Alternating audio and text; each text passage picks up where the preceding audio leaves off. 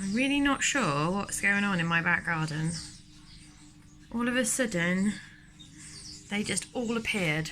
Just literally came downstairs to check how long my washing machine had, and then like 2 birds appeared, and then they all just descended on my back garden. Hopefully they're eating all the ants and the bugs.